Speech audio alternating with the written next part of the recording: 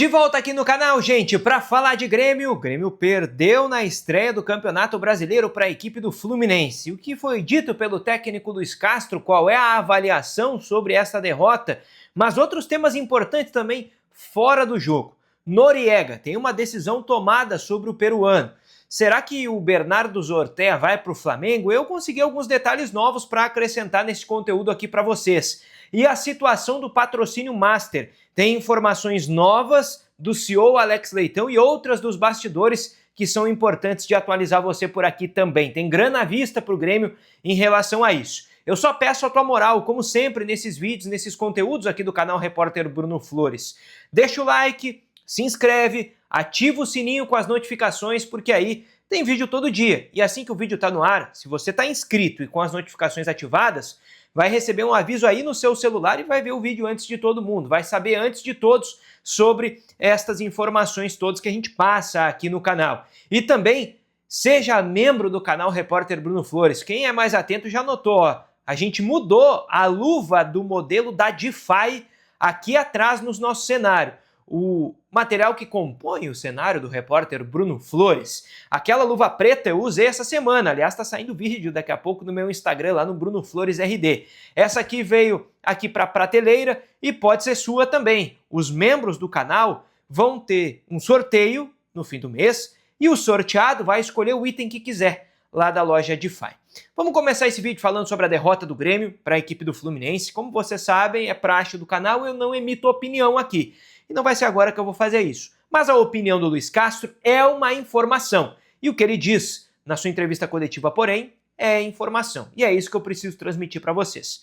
O Luis Castro entende que o Grêmio deveria ter conseguido um resultado melhor, pelo menos um 2-2 no Maracanã, porque perdeu aquele gol no fim com o Gustavo Martins. O Luis Castro entende que o time evoluiu, caminhou para frente, nas palavras dele, defensivamente, com a escalação que foi colocada, né, que tinha João Pedro de lateral direito, Gustavo Martins de zagueiro pela direita, o Dodi na vaga do Thiaguinho e a entrada do Edenilson na vaga do Cristaldo. Né? Para o técnico Luis Castro, o Edenilson foi uma figura, nas palavras dele, de grande dimensão, pelo que ele fazia de contribuição ofensiva e defensiva, e também ele elogiou muito o Pavon, que entrou e conseguiu levar a equipe para frente pelo corredor. Foi essa frase utilizada pelo Luis Castro.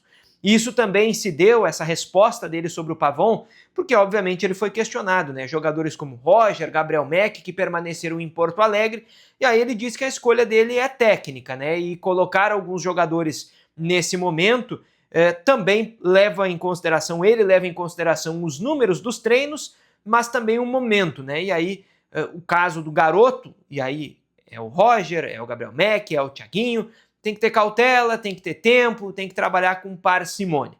Né? Então foram algumas das observações do Luis Castro sobre o time do Grêmio. Ele viu evolução, ele entende que a equipe reagiu bem à derrota do Clássico Grenal e merecia um resultado melhor, um 2-2 pelo menos, no Rio de Janeiro. Vamos falar sobre Flamengo para seguir no Rio, porque tá ganhando muito corpo, né? A informação do Bernardo Zortea, que é volante da base do Grêmio, chegou há algum tempo, né, da Chapecoense, do time sub-20, quando o Grêmio lá em 2022 mandou o Guilherme Guedes para a Chape e pegou esse jogador para sua base, pois o Bernardo Zortea participou da Copinha e a informação que veio do centro do país era de o Flamengo estar observando e já ter feito uma sondagem pelo jogador, através de um intermediário. E esse é um ponto importante, tá? Porque eu conversei no dia de hoje com os empresários do Bernardo, com os empresários do Zortea, e eles me garantem que não foram procurados, nem pelo Grêmio, nem pelo Flamengo, e nem por este suposto intermediário, né? Ou por este intermediário. Eles não foram procurados por ninguém. Eles garantem que não tem chance de um movimento desse acontecer em breve, porque eles não têm nenhum conhecimento de nada e são os representantes da carreira do jogador, e além disso, garantem que o Bernardo Zortea está focado no Grêmio, quer brigar por um espaço no time principal, no elenco de cima, e voltando das férias da Copinha, vai com todo o gás aí para tentar brigar pelo seu lugar ao sol no time principal. O Grêmio, né, também diz que não foi procurado oficialmente pelo Flamengo, então é uma situação aí que quem sabe possa evoluir nos próximos dias, mas por enquanto o que a gente pode dizer é isso. Né? A informação que vem do Rio é de que houve um intermediário procurando o Grêmio diz que não foi procurado oficialmente pelo Flamengo, o que, né, não exclui uma coisa a outra, e os empresários, os representantes da carreira do jogador, garantem que também não foram procurados, então estão no meio do tiro cruzado aí e garantem que só ficaram sabendo pela imprensa desse assunto. Vamos falar aqui também sobre o Noriega, porque, mais uma vez, no jogo contra o Fluminense, ele não jogou de volante, tá? E ele não jogou de volante porque o Grêmio não vai utilizá-lo, neste momento ao menos, nesta posição. Tá? O que eu posso garantir para vocês aqui é que até o momento o Noriega não treinou de volante e ele sequer conversou, foi chamado pelo Luiz Castro para conversar sobre isso. Tá? Então o Grêmio, por enquanto, não está trabalhando com essa ideia. Bom, depois do jogo contra o Fluminense, pode ser que essa posição seja revista?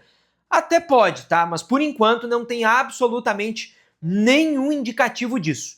Tá? Passou toda uma pré-temporada, passou todos os primeiros jogos do Gauchão, ele não foi observado nessa função de primeiro volante, o Grêmio está atrás de um jogador para essa posição e o Noriega não testou, não foi testado por ali, não passou por nenhum tipo de exercício, nenhum trabalho naquela posição. Ele está disputando posição como zagueiro e este é o diagnóstico atual da comissão técnica, esta é a situação atual do jogador dentro do elenco gremista.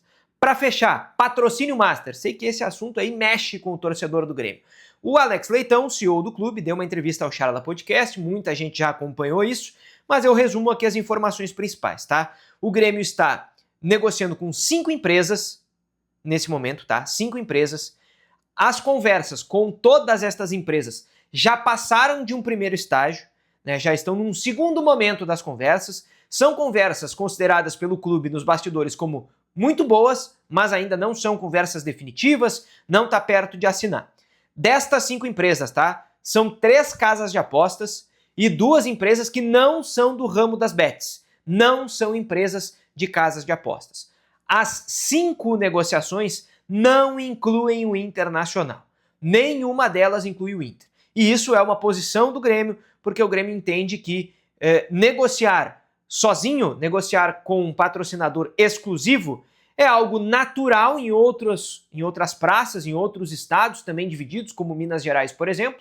Cada um tem o seu patrocínio. E além disso, o Grêmio entende que, fechando com um patrocinador que seja só dele, o Grêmio pode fazer uma entrega de marketing diferenciada, uma entrega especial, que não precise envolver qualquer ação que mexa com o Inter. Então essa é a ideia do Grêmio.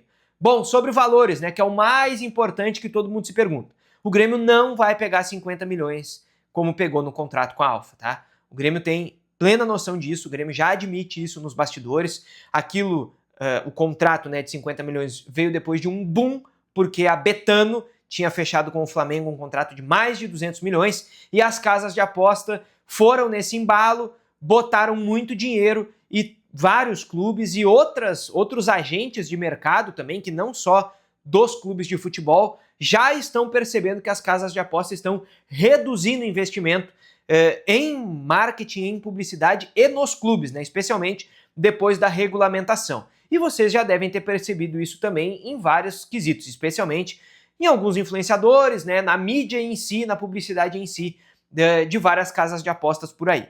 Então, tem menos dinheiro circulando das casas de apostas no mercado e essas casas de aposta, que são os principais veículos de dinheiro hoje, né, de injeção de dinheiro, ou eram até o ano passado pelo menos, se eles estão reduzindo o investimento, é difícil que outras empresas também queiram colocar tanto mais assim, né? Então o Grêmio está pensando em pegar algo em torno do valor que o Grêmio recebia com o Banrisul, que era 35 milhões de reais, até um pouco abaixo ali do que era o valor com a Alfa, que estava girando em 50 milhões. E o Grêmio nem recebeu tudo, né? O Grêmio está na justiça para tentar receber o valor atrasado e um valor de multa de rescisão.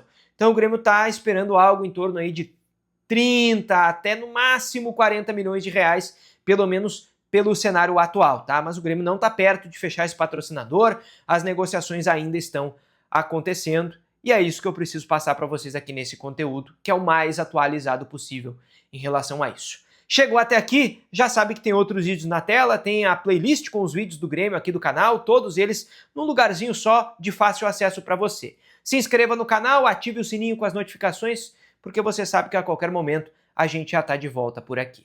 Valeu!